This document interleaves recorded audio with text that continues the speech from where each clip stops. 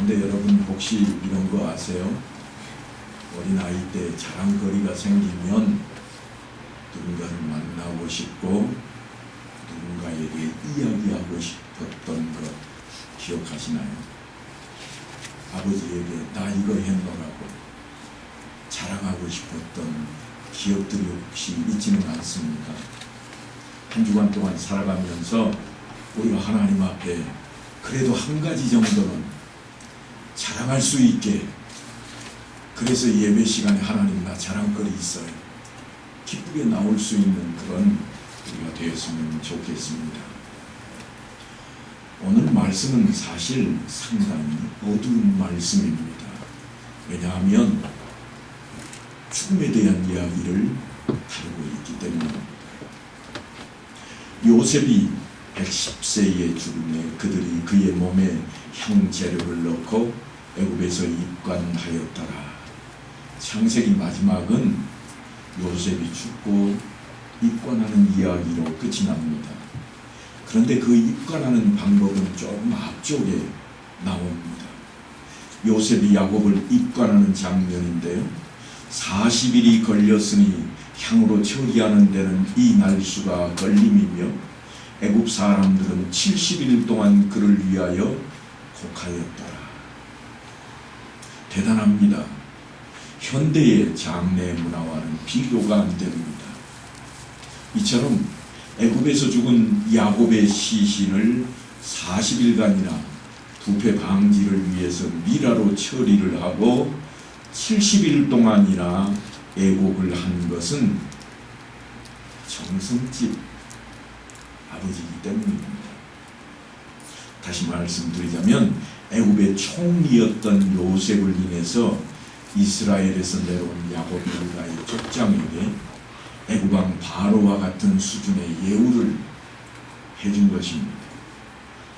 우리나라에서도 국장이 열리면 조선시대에는 국조 오례의라 그래서 아주 까다롭게 긴 시간 동안 장례를 치렀던 그런 절차들이 있습니다. 요즘 우리의 장례 문화는 아주 간편해졌습니다. 주로 며칠장 하죠? 3일장 다들 아시는군요. 조금 길면 5일장, 5일장이 좀 긴 것처럼 느껴질 정도입니다. 입관을 하는 절차와 발인을 하고 하관하는 절차가 시대마다 조금씩 다릅니다. 그리고 매장을 할 것인지 화장을 할 것인지 무덤을 만드는 것도 조금씩 다릅니다. 우리 교회가 세워진 지 70년의 세월이 지났는데요, 그 세월이 지나면서 우리 교회 막벨라 묘지에도 매장만 해오다가 이제는 한편에 화장을 한 후에 유고를 모실 수 있는 그러한 시설도 설비를 해놓게 되었습니다. 이처럼 장례 문화도 우리들의 신앙생활 속에 깊숙하게 관여가 되어 있습니다. 오늘 본문의 단락을 17절에 시작하는데요, 단락은 뭘로 구분한다고요? 동글뱅이. 성경에서 동글뱅이를 딱 찾아보면 오늘 본문이 있는 이 단락은 앞으로 쭉 동글뱅이 하나 나오면 거기서부터 시작됩니다. 17절이 있는데 우리 한번 17절 읽어보십시다. 시작. 예수께서 와서 보시니 나사로가 무덤에 있은지 이미 나오더라. 무덤에 있은지 며칠 됐다고요? 나흘 됐답니다. 이거 잘 기억하셔야 됩니다. 조금 이따 이 이야기가 다시 나오니까요. 무덤에 있은지 나흘이 지났습니다. 무덤에 장사 지낸 지 벌써 나흘째입니다. 그런데 오늘 본문에 뭐라고 되어 있는지 한번 보십시다. 39절 말씀 같이 한번 읽어보겠습니다. 시작. 예수께서 이르시되 돌을 옮겨 놓으라 하시니 그 죽은 자의 누이 마르다가 이르되 주여 죽은 지가 나흘이 되었음에 벌써 냄새가 나나이다. 죽은 지 며칠 됐어요? 나흘 됐습니다. 궁금해지지 않으세요? 똑같은 단락 안에 다른 사람이 쓴 글도 아닙니다. 똑같은 사도 요한이 쓰고 있는데 멀리 간 것도 아니에요.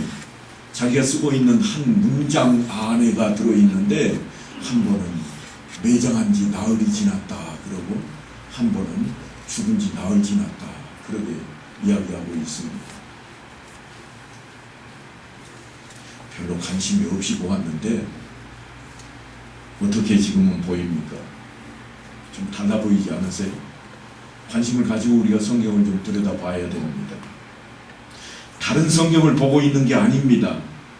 동일한 인물이 동일한 사건을 쓰고 있는데 그 나사로의 죽음에 대해서 한 번은 장사 지낸 지 나흘째라 그러고 또 한 번은 죽은 지 나흘째라 그러고 있습니다. 실수해서 잘못 썼을까요? 성경은 1.1읽고 틀리지 않을 거라고 그렇게 수도 없이 예고해 왔는데 이건 누가 번역하면서 잘못해 놓지는 않았을까? 그래서 저도 유심히 원어 성경을 좀 살펴봤는데 절대로 잘못되지 않았습니다. 제대로 기록된 내용입니다. 왜 그럴까요? 우리가 이들의 장래 문화를 모르면 사실 이 말씀을 이해할 수가 없습니다. 배경을 알지 못하면 성경을 듣기는 들어도 이해할 수 없게 되고 깨닫지 못하게 됩니다. 그래서 좋은 말씀이겠지. 그래서 흔히 어르신들이 하시는 말씀이 있잖아요. 교회 가면 좋은 이야기 하셔. 가서 잘 듣고 오니라. 할아버지도 같이 가. 나는 안 가도 돼야. 왜요? 좋은 이야기 많이 알고 있으니까. 좋은 이야기로 성경을 생각을 해버립니다. 그래서 저는 지금부터 성경을 읽으실 때 이해를 돕기 위해 유대인들의 장래 문화를 좀 살펴보려고 합니다. 성경에 기록되어 있지 않은 내용까지 다루고 있습니다. 꼭 기억을 하셔야 됩니다. 나사로의 이야기를 보면 나흘이라고 하는 기간이 등장을 합니다. 왜 하필이면 나흘일까? 궁금하실 필요 없습니다. 그냥 나흘이에요. 우리처럼 사흘장이 있는 것도 아니고 5일장이 있는 것도 아닙니다. 부자든 가난한 자든 예외 없이 유대인들은 며칠 만에 장례를 치르는가 하면 당일날 장례를 치릅니다. 당일날 장례를 치르니까 죽은 지 나흘 지난 거나 무덤 속에 장례를 치른 지 나흘 된 거나 어떻게 됐어요? 똑같아졌습니다. 아 그렇구나. 한번 따라 합시다. 아 그렇구나. 성경 말씀이 틀린 게 아니고요. 좀 궁금해 하셔야 됩니다. 이거 읽다가 관심을 가지고 야 이거 왜 이럴까? 그래야 아 그렇구나. 이 말도 나올 수 있잖아요. 유대인들은 임종한 당일의 시신을 안장하는 것이 고인에 대해서 가장 높이 예우하는 것이라 그렇게 생각했습니다. 왜냐하면 성경 말씀을 근거로 합니다.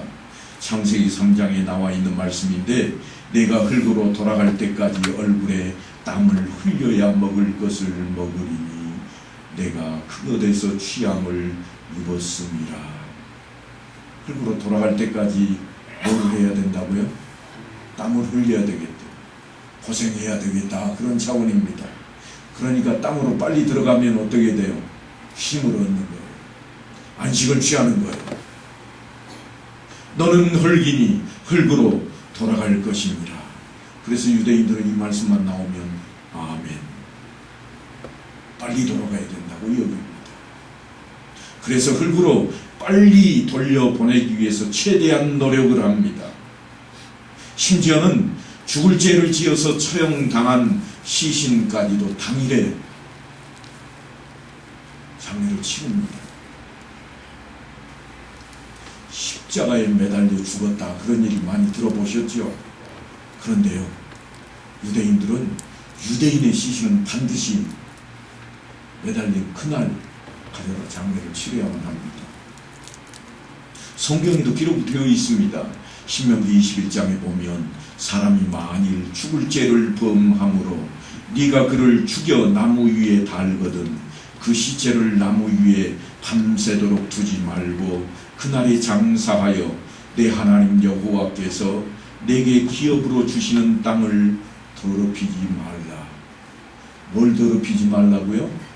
땅을 더럽히지 말라. 썩은 것 땅에 묻지 말라, 그 말씀입니다. 썩기 전에 땅으로 돌려보내라고 하는 말씀입니다. 이게 그들이 가지고 있는 율법이고 지켜야 할 어마어마한 조항입니다. 다음 날까지 두지 말라는 겁니다. 이것이 그들의 법입니다.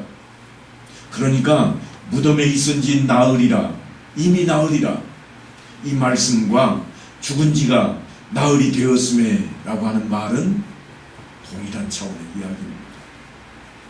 유대인들은 특히 착한 행실에 아주 관심이 많습니다. 어느 정도로 관심이 많은가 하면 길가에 서서 기도를 합니다. 큰 소리로. 왜냐하면 다른 사람들이 착하게 봐야 되니까. 저 사람 기도하네, 착하구나. 어려서부터 그래야 됩니다.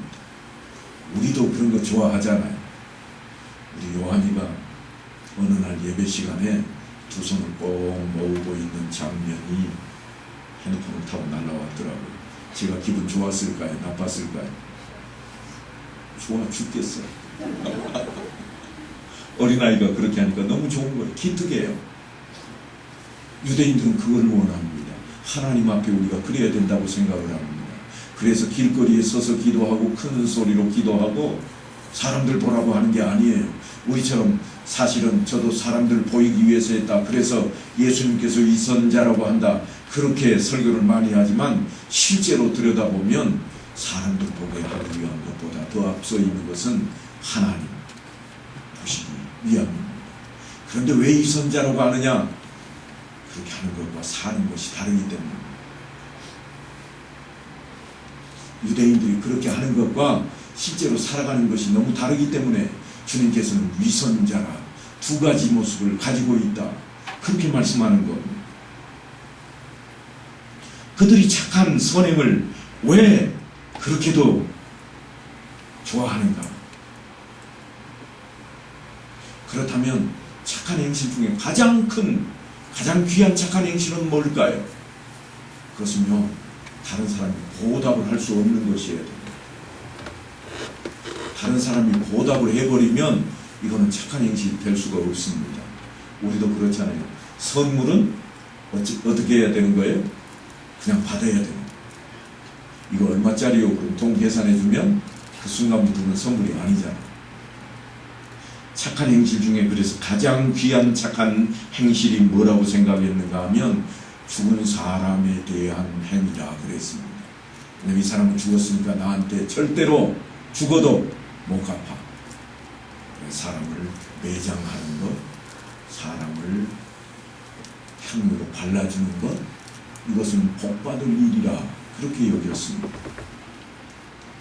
그래서 시신을 운구하거나 매장하는 일이 가장 고귀한 선행이 되어 있습니다. 그렇게 생겨난 용어 하나가 있습니다. 이거 히브리어인데요. 뭐라고 되어 있는가 하면 헤브라 카디샤라고 하는 단어입니다. 우리나라에도 유명한 단어입니다. 예수 믿는 사람들은 다 관심이 없지만 아주 유명한 회사 이름입니다. 헤브라 카디샤, 장례사 이름인데요. 장례사 이름. 이 사람들은 무료로 장례를 치릅니다. 전화 연락만 받으면 쫓아가서 장례를 다 깨끗하게 처리를 해드립니다. 누구 이름으로 하겠어요? 하나님 이름으로. 장사가 썩 되지는 않는데요. 왜냐하면 예수 믿는 사람이어야, 예수가 아닌 하나님을 믿는 사람이어야 받아들일 수 있는 그런 행동이 되니까 조상 숭배하는 우리나라에서는 잘 장사가 안 되는데 천주교인 중에서는 많이 하는가 봐요. 헤브라 카디샤, 원래 직역을 하면 거룩한 친구입니다. 근데 장례 이름들이에요. 여러분이 혹시 궁금하면 오늘 돌아가셔서 인터넷에 헤브라 카디샤하고 딱 기록하면 주소도 나오고 전화번호도 나올 거예요. 전화만 주시면 우리가 다 해드립니다. 돈이 어디서 나서 할까요? 우리나라에도 착한 일 하기를 원하는 사람들이 있습니다. 기부하는 거예요. 기도하면 이 사람들은 몸으로 봉사하는 사람들입니다. 그래서 혹시 천주교인들인가 봤더니 천주교인들은 또 아니더라고요. 유대인인가? 유대인도 아닙니다. 우리나라 사람들입니다. 문화만 들어와 있습니다. 이처럼 정말 장례라고 하는 것을 이스라엘 사람들은 중요하게 여겼습니다.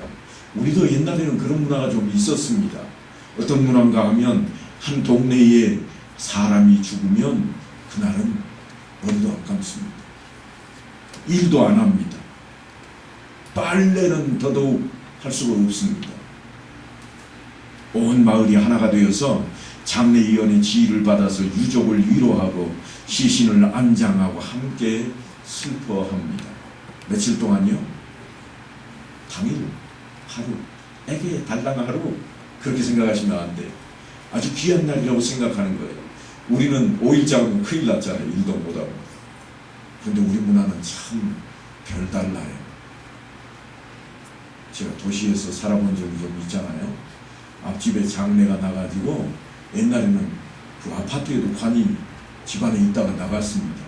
엘리베이터를 타고 내려가면 다들 뭐라고 그러는가 하면 왜 엘리베이터에 그걸 태우고 가냐고 그러는 달아 내리지. 우리가 타야 되는데. 사실 우리나라 사람들이 정이 많다고 그러는데 따지고 보면 요즘은 정이 많이 없어졌습니다. 앞집에 사람 죽어도 관심도 별로 없다고 하는 겁니다. 저는 지금 유대인들에 대한 장례 절차에 대한 이야기를 좀 하고 있습니다.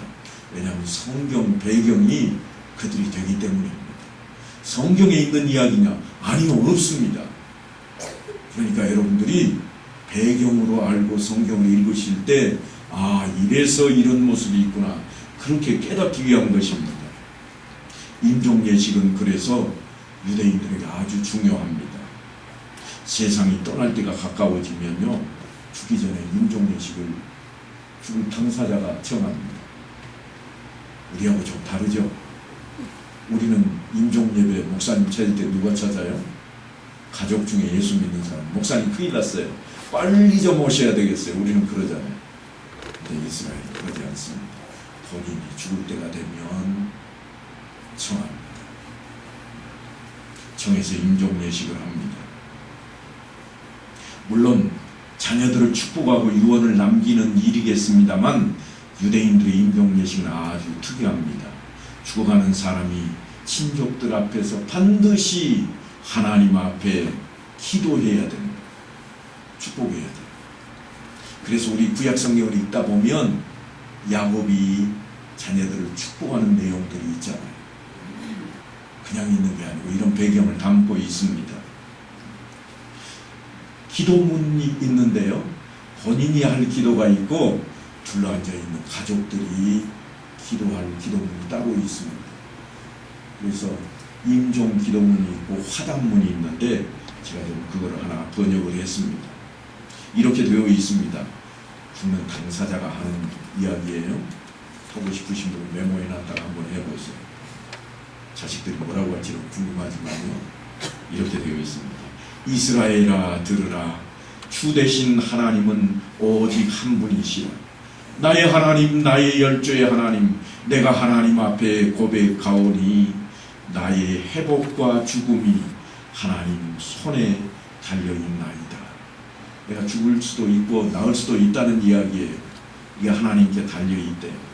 그러면서 이어갑니다.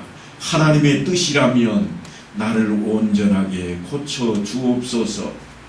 그러나 내가 죽어야 한다면 내 죽음이 내 지은 모든 죄에 대한 속죄가 되게 하옵소서. 이게 죽어야 될 사람이 자기 입으로 고백을 해야 됩니다. 이래야 거룩한 죽음이 되는 것. 이걸 못하고 죽은 사람은요, 가족들이 전부 다 달리우는 게 아니라 거룩하지 못한 우리 아버지, 우리 어머니, 그 때문에 운다고 할 정도로. 그러면 주변에 앉아있던 친족들이, 자녀들이 이렇게 화답을 합니다. 당신은 복되도다. 아버지면 아버지 복되십니다. 어머니는 복되십니다. 그럴 겁니다. 그리고 이어나갑니다. 하나님이시여, 하나님은 우리의 주여, 우리의 하나님이시여, 우주의 왕이시며 진실하신 심판자시라. 그러니까 자기 부모에게도 화답을 했지만 실제로는 하나님께 기도하는 기도입니다. 이렇게 임종을 맡게 됩니다. 임종을 맡게 되면 유족들이 가장 먼저 하는 일이 있습니다. 자녀나 친족 중에 한 사람이 돌아가신 분의 눈을 감깁니다. 그리고 자세를 똑바로 펴서 바로 잡습니다. 그러면서 이들이 하는 일이 하나 더 있는데요. 발을 문 쪽을 향하게 합니다. 왜 문 쪽을 향하게 할까요? 궁금해요. 이들의 집은 어디를 향하고 있을까요? 우리는 주로 집이 어디를 향하죠? 남쪽. 네. 이게 동양사상입니다. 남쪽입니다. 유대인들은 옛날 집은 다 동쪽입니다. 지금은 이제 지역에 따라서 다 바뀌어 있지만 동쪽으로 문이 있습니다. 그래도 우리는 흔히 그런 문을 집이 다른 쪽으로 있고 문이 반대에 있으면 뒷문이라고 그러잖아요. 뒷문을 해놓습니다. 그래서 그 문 쪽 동쪽을 향합니다. 동쪽이 어느 쪽이에요? 해 뜨는 쪽입니다. 해 뜨는 쪽을 향해서 발을 딱 향하게 해놓습니다. 그리고 세상에 태어날 때 처음으로 깨끗하게 몸을 씻었던 것처럼 돌아가신 분도 마지막으로 몸을 깨끗하게 씻습니다. 우리가 염하는 것과 같을 겁니다. 그리고 수의를 입힙니다. 평소에 그분이 기도할 때 입었던 겉옷이 있으면 우리는 기도할 때 그냥 엎드려 기도하지만 이분들은요, 유대인들은 기도할 때 입는 옷이 있습니다. 걸치는 제사장들은 에봇을 입었고 일반인들은 에봇이 아닌 다른 것을 걸치고 기도를 합니다. 그래서 그거를 위에다가 덧입힙니다. 그리고 머리맡에는 촛불을 켜옵니다. 촛불을 시신을 빙 둘러 켜놓기도 합니다. 그 일 끝나면 유족들이 모두 둘러앉아서 고인과의 화해의 시간을 갖습니다. 고인은 이미 임종을 했습니다. 이미 하나님께서 데려가셨다. 그렇게 본인들도 다 알고 있습니다. 그런데 마지막으로 그 영혼을 향해서 하는 일이 하나 있습니다. 그게 뭔가 하면 화해의 시간을 갖는 겁니다. 돌아가신 분에게 자기가 잘못한 거, 내가 이거 잘못했는데 용서하시고 가시오. 당신 나한테 잘못한 거 있는데 내가 용서해 줄게. 그리고 화해의 시간을 갖는다고 하는 겁니다. 그때 아주 중요한 일이 하나 남아 있습니다. 그게 뭔가 하면 겉옷을 찢는 겁니다. 겉옷을 화해하면서 찢는 거예요. 여러분 혹시 여기 주머니 양쪽에 달려있는 옷, 와이셔츠에 양쪽에 달려있는 옷 혹시 입어보셨나요? 옛날에는 그런 거 없었습니다. 언제부터 어디에 착한 데 나온 건가 하면 착안하기로 유대인들의 찢어진 옷을 다시 살리기 위해서 해놓은 거예요. 자기 부모가 죽으면 왼쪽 심장 쪽에 위에를 잡고 아래로 찢어버립니다. 그럼 저분은 부모님이 돌아가셨고 그걸 아는 거예요. 그런데 놀라지 마십시오. 자기 친자식이 아니면 찢을 수 없습니다. 그러면 며느리는 찢을 수 있다는 이야기예요? 없다는 이야기예요? 없다는 이야기. 며느리가 찢으려면 자기 친정 부모에게 빨리 전화해야 됩니다. 우리 시아버지 돌아가셨는데 나 찢을까요? 말까요? 허락을 받으면 찢을 수 있고 허락을 받지 못하면 못 찢습니다. 유대인들 이야기예요. 우리의 문화가 아니고. 그럼 사위는 어떨까요? 사위도 마찬가지예요. 자기 부모님이 허락 안 하면 거의 찢지를 못한다고 그럽니다. 이게 옷을 찢는 겁니다. 부모가 돌아가시면 왼쪽 심장 쪽을 찢고 부모가 아니면 오른쪽을 찢습니다. 이건 친족들 이야기예요. 친족이 아닌 사람은 옷깃을 찢는 거예요. 아무데나 조금씩 찢는 거예요. 진짜 찢어있다는 거예요. 이렇게 찢는 거예요, 옷을. 이거는 죽은 사람에 대한 애도의 표현이고 하나님에 대한 자기의 마음의 표현입니다. 애통함의 표현입니다. 그래서 찢겨진 옷자락을 통해서 마음을 드러내는 겁니다. 임종을 함께하지 못한 사람은 소식을 듣자마자 멀리에 있을지라도 옷을 찢습니다. 뭐라고 찢겠어요? 불효자는 웁니다. 쫙 찢는 거예요. 제가 우리식으로 좀 해석을 한 거예요. 실제로 그런 사람이 있을지는 모르겠지만 그렇게 표현을 합니다. 이와 같이 했던 것은 성경에도 나와 있는데요. 자신을 죽이려고 했던 대적이지만 기름 부음을 받았던 사울 왕이 죽었다는 소식을 듣고 다윗이 하는 행동입니다. 이에 다윗이 자기 옷을 잡아 찢음에, 자기 옷을 잡아 찢었다 이 말은 가슴을 찢었다는 게 아니에요. 왜냐하면 자기 친족이 아니니까 옷을 잡아 찢습니다. 그렇게 찢음에 함께 있는 모든 사람도 그러하고 욥도 찢습니다. 욥은 자녀들이 갑자기 죽었다는 비보를 접하자마자 옷을 찢습니다. 욥이 일어나 겉옷을 찢고 머리털을 밀고, 여기는 왜 하필 겉옷이라고 그랬을까요? 기도할 때 입는 옷을 찢은 겁니다. 이게 아버지의 마음이에요. 자녀를 앞세우면 하나님 앞에 기도할 때 걸치던 옷을 찢어버리는 거예요. 무슨 이야기인가 하면 하나님 차라리 나를 죽이시지. 하나님 왜 나를 죽이지 내 아들을 데려가십니까? 그런 마음입니다. 바로 이런 것들이 옷을 찢는 유래가 되었고, 서양인들은 찢는 대신에 뭐를 했을까요? 검은 리본을 다는 거예요. 찢어진 거 달잖아요, 그죠? 그 검은 리본이 그래서 등장을 하는 거고요.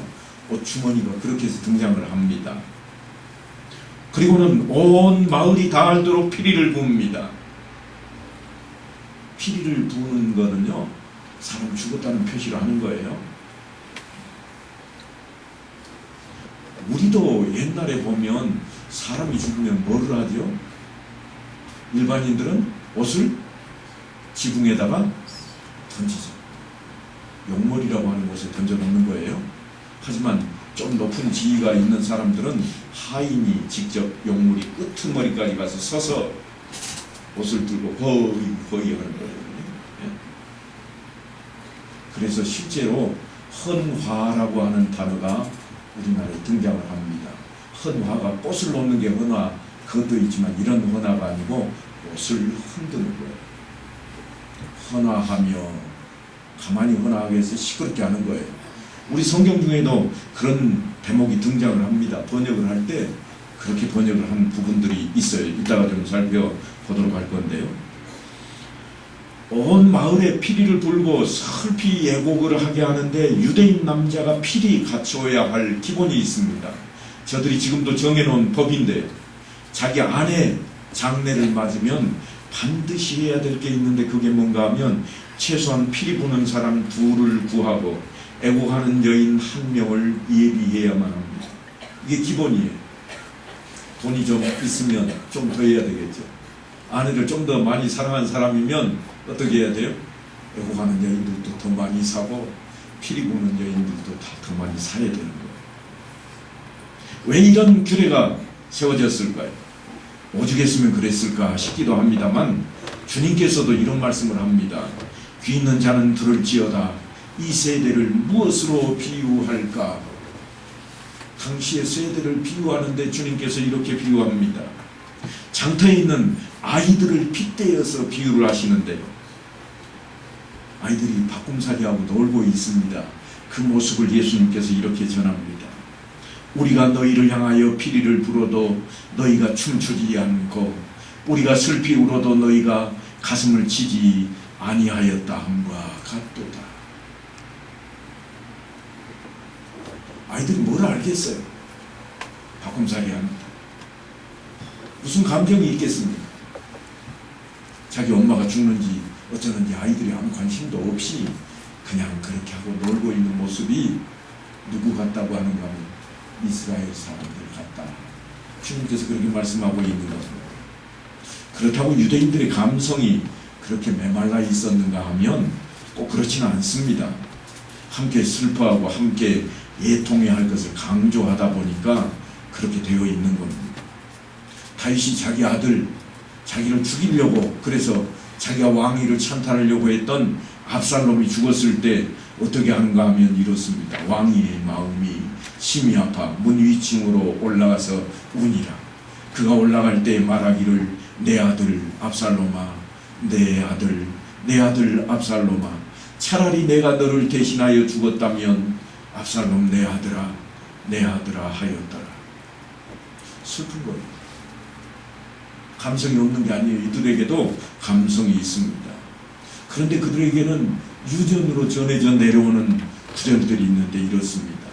너희는 잘 생각해보고 곡하는 부녀를 불러오며 또 사람을 보내 지혜로운 부녀를 불러오되 그들로 빨리 와서 우리를 위하여 예곡하여 우리의 눈에서 눈물이 떨어지게 하며 우리 눈꺼풀에서 물이 쏟아지게 하라. 그냥 애곡하는 사람만 부르는 게 아니라 지혜로운 부녀도 부릅니다. 무슨 이야기인가 하면 말을 눈물 나도록 잘하는 사람까지 부르는 거예요. 아까 헌화한다고 그랬잖아요. 우리 말 성경에는 시끄럽게 한다고 번역된 부분이 있는데 이게 시끄럽게 하는 게 뭔가 하면 울리려고 하는 소리예요. 아모스 선지자도 이렇게 이야기합니다. 울음꾼을 불러다가 울게 할 것입니다. 예수님 당시에 이제 아까 제가 이야기했던 헌화에 대한 이야기가 나오는데 이렇습니다. 회당장의 집에 함께 가사 떠드는 것과 사람들이 울며 심히 통곡함을 보시고, 떠든다고 이렇게 번역을 해놓았는데요. 개역성경에서는 뭐라고 해놓았는가 하면 회당장의 집에 함께 가사 헌화함과 사람들의 울며 심히 통곡함을 보시고, 그냥 떠드는 게 아니고 눈물 나게 만들려고 떠드는 거예요. 사람 울리려고 말을 하는 거예요. 장례식 가운데 남자가 여자가 해야 할 일도 정해져 있습니다. 시신을 씻기고 수의를 입히고 관을 사용할 경우 입간하고 운구하는 일, 땅에 묻는 일은 다 남자가 합니다. 그럼 여성들이 하는 일은 뭐가 있을까요?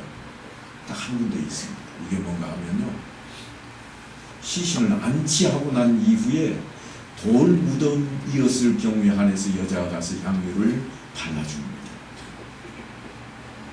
그래서 우리 성경에도 보면 예수님께서 장사됐는데 누가 가지요? 제자들이 가지 않고 여인들이 향유를 들고 갑니다. 향유를 왜 발랐을까요? 아까 제가 설교를 시작하면서 애굽에서는 뭐 하려고 발랐다고요? 썩지 말라고, 미라 만드느라 발랐어요. 며칠 동안이나 40일 동안. 그러면 유대인들은 향유를 왜 바르고 있을까요? 썩지 말라고 바를까요? 그렇지 않습니다. 빨리 썩으라고 바르는 겁니다. 그리고 향유 종류가 다른 거예요. 그래서 성경에는 나드라 그런 표현을 씁니다. 나드는 화장품입니다. 여러분, 화장은 썩지 말라고 화장하나요? 썩으라고 화장하나요? 제가 너무 심하게 말씀했나요? 모공 속에 있는 것을 뽑아내나요? 모공을 다 막아놓나요? 어느 게 좋은 화장품이죠? 대답해봐요. 모공을 막는 사람은 썩지 말라고 하는 화장이고, 모공을 깨끗하게 비우는 사람은 썩으라고 하는 거예요. 빨리 썩으라고. 이게 화장법이 다른 것처럼 장례 문화도 그렇습니다. 유대인들이 바르는 향유는 모공을 깨끗하게 다 빨아내버립니다. 그래서 공기를 만나면 살이 빨리 썩도록 만드는 거예요. 돌로 된 무덤은 대부분 내부가 2층 구조로 되어 있는데요. 위층에는 시신을 안치하고 아래층에 불이 하나 있습니다. 그래서 시신이 다 썩고 나면 그 돌을 아래다가 불에다가 다 그대로 모아놓습니다. 왜냐하면 다른 사람이 또 들어와야 되니까. 그걸 가족묘라 그럽니다. 우리 성경에도 그런 것들이 있는데, 다윗이 그의 조상들과 함께 누워 다윗성에 장사되니, 자기 왕족 그래서 실제로 지금 있는 다윗의 묘는 진짜일 수가 없습니다. 왕족들은 왕족들끼리 자기 조상의 묘로 돌아가게 되어 있습니다. 오늘 조금 시간이 좀 더 지나가겠는데요. 그래도 제가 이 부분은 좀 설명을 하고 가야 될 것 같아요. 장례 문화를 살펴보다 보니까 성경에, 신약 성경에 회칠한 무덤과 평토장한 무덤이라고 하는 대목이 등장을 합니다.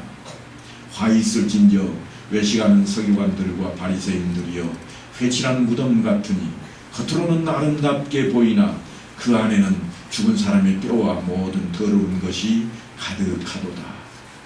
왜 이런 말씀을 하시는가 하면 돌무덤을 딱 돌로 가려놓고는요 겉에를 냄새나지 말라고 회를 칠해 놓습니다. 돌로 굴려 막지 않은 곳은 벽돌처럼 쭉 쌓아 올리고 겉에다가 회를 발라버립니다. 그리고 1년이 지나면 다 썩었을 것이니까 뜯어내고 뼈를 다 골라서 자기의 그 뼈 넣는 곳에다 옮겨 놓습니다. 이게 그들이 하는 일이에요. 그러니까 회칠했다 그 말은 뭐예요? 썩어가고 있는 묘다. 냄새난다. 예수님께서 보시니까 바리새인들이 냄새나는 거예요. 겉은 깨끗해 보이는데 겉은 다 가려져 있는데 냄새나는 거예요. 또 하나 더 있습니다. 화 있을진저 너희여 너희는 평토장한 무덤 같아서 그 일을 밟는 사람이 알지 못하느니라. 평토장이라고 하는 것은 이 무덤을 제대로 쓸 수 없는 사람들이, 돌무덤은 돈이 들어가잖아. 그냥 들판에다가 묻는 거예요. 땅을 파고 그냥 묻는 거예요. 우리나라처럼 무슨 봉분을 만들어 놓고 그러지 않습니다. 그냥 평평하게 묻어버리니까 어떻게 되는가 하면 그 사람 시신이 거기 있는지 사람들이 모릅니다. 그럼 어떻게 하겠어요? 밟고 지나가는 거예요. 그래서 평토장한 무덤 같다 이 말씀이 뭔가 하면 바리새인들이 무덤을 밟고 지나갔는데도 깨끗하게 하지 않는 거예요. 성경에 보면 시신을 접촉한 자는 얼마 동안 부정한가요? 일주일 동안 부정해요. 근데 이 사람들이 모르면 부정하니까 씻고 근신해야 될 건데 그걸 않는 거예요. 그와 같다는 겁니다. 여러분 우리의 삶이 그와 같다고 예수님 말씀을 하고 있습니다. 우리가 늘 이 부분을 기억해야 될 것입니다. 오늘 이어지는 부분은 제가 다음 시간에 한 번 더 말씀을 드리고자 합니다. 장례 문화이지만 우리가 이런 것들을 모르고 성경을 읽다 보니까 이 말씀이 왜 있는지, 내가 어떻게 살아야 할 것인지 가까이 다가오지 않는다고 하는 것입니다. 바라보나기는 우리 자신을 제대로 들여다봄으로써 주님께서 왜 화 있을진저 하셨는지, 나는 그들과 다르지 않은지를 살피는 여러분들 다 되시기를 간절히 축원합니다.